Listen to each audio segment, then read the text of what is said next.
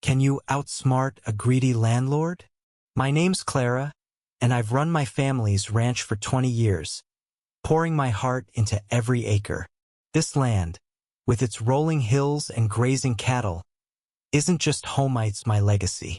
But last spring, trouble arrived in the form of Karen, a new property manager for the leasing company that owns the lot next door. She strutted onto my ranch in her crisp blazer, waving a notice. They were terminating my lease to build condos. My stomach dropped. This was my life, my livelihood, and she was dismissing it with a flick of her pen. Karen's demands escalated fast.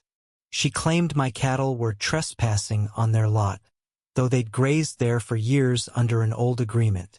She sent daily emails, each ruder than the last, threatening fines and eviction.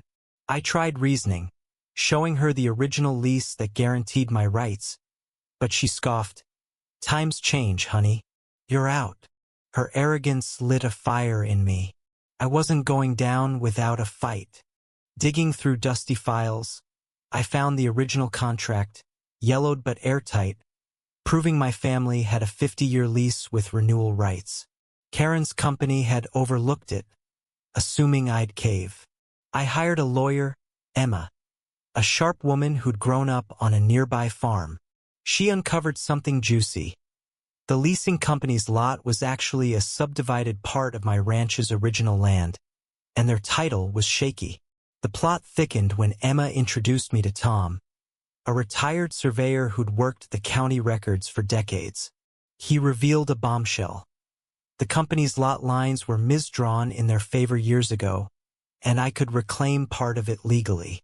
The fight hit its peak at a county hearing. Karen, smug as ever, presented her case, claiming I was a squatter delaying progress. The room gasped when Emma laid out our evidence: the lease, the land records, and Tom's testimony. The judge's face hardened as he questioned Karen's team, who stammered, unprepared. I leaned forward, heart pounding, as Emma argued that not only was my lease valid, but I had a claim to their lot. Karen's face turned red, her composure cracking as she snapped, "This is outrageous." The judge ruled in my favor. My lease stood, and I could pursue ownership of the disputed lot. I didn't stop there. With the law on my side, I turned the tables. The leasing company's lot was now mine to control, and I tripled their rent for using it as a staging area for their equipment.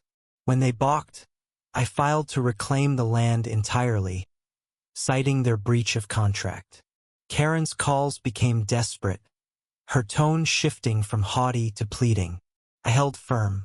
By summer's end, the company withdrew, and I owned the lot outright. Karen was fired. Her reputation in tatters after her overreach cost her bosses millions. Standing on my ranch, now expanded, I felt a bittersweet victory. The land was safe, but the fight had drained me. Tom stopped by one evening, sharing a beer and a laugh about how Karen's greed undid her. "Justice has a way of circling back," he said.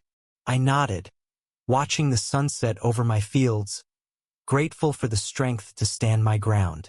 "What do you think? Was it fair to triple their rent and take their lot, or did I go too far?"